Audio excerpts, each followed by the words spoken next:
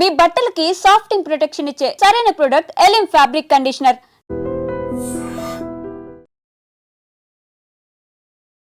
అందరికీ నమస్కారం.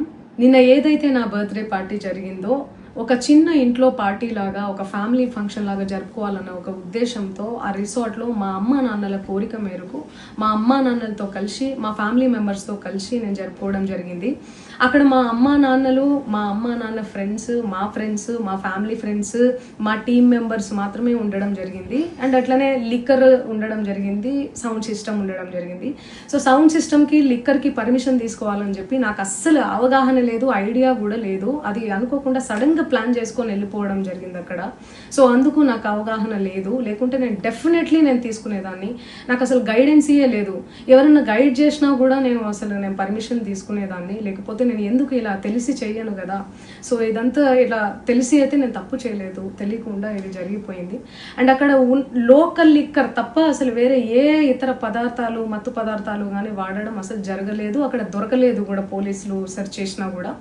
అండ్ అక్కడ ఎవరికైతే పాజిటివ్ వచ్చింది అని చెప్పి పోలీసులు చెప్తున్నారో ఆయన ఎక్కడో ఒక చోట తీసుకున్నాడు, ఎప్పుడో తీసుకున్నాడు అని చెప్పి తేలిందని చెప్పి పోలీసులే చెప్పారు. అండ్ అది ఇన్వెస్టిగేషన్ కూడా జరుగుతుంది. మేము కూడా పోలీసులకు కోఆపరేట్ చేస్తున్నాము.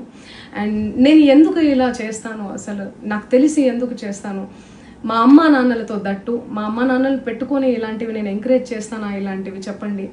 అండ్ ఒక రోల్ మోడల్గా, ఒక ఇన్స్పిరేషనల్గా ఉండాలని అనుకుంటాను, కానీ నేను ఇలా ఎందుకు నేను చేస్తాను. సో ప్లీజ్ దయచేసి మీడియా మిత్రులకు నా విన్నపం ఏంటంటే, ఆధారాలు లేని అభియోగాలు నా మీద అస్సలు మోపద్దు ప్లీజ్.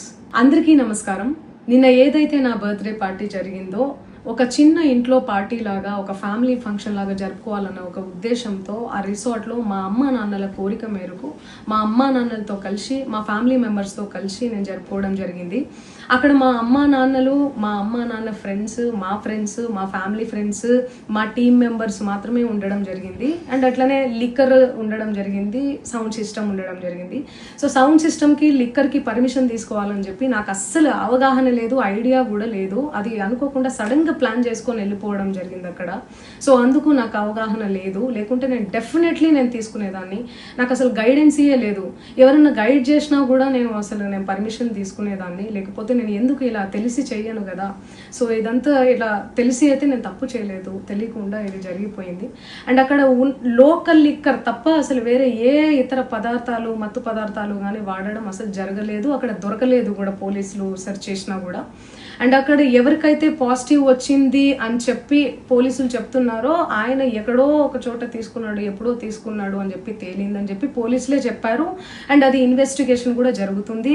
మేము కూడా పోలీసులకు కోఆపరేట్ చేస్తున్నాము. అండ్ నేను ఎందుకు ఇలా చేస్తాను, అసలు నాకు తెలిసి ఎందుకు చేస్తాను, మా అమ్మా నాన్నలతో దట్టు, మా అమ్మా నాన్నలు పెట్టుకొని ఇలాంటివి నేను ఎంకరేజ్ చేస్తానా, ఇలాంటివి చెప్పండి. అండ్ ఒక రోల్ మోడల్గా, ఒక ఇన్స్పిరేషనల్గా ఉండాలని అనుకుంటాను, కానీ నేను ఇలా ఎందుకు నేను చేస్తాను. సో ప్లీజ్ దయచేసి మీడియా మిత్రులకు నా విన్నపం ఏంటంటే, ఆధారాలు లేని అభియోగాలు నా మీద అస్సలు మోపద్దు ప్లీజ్.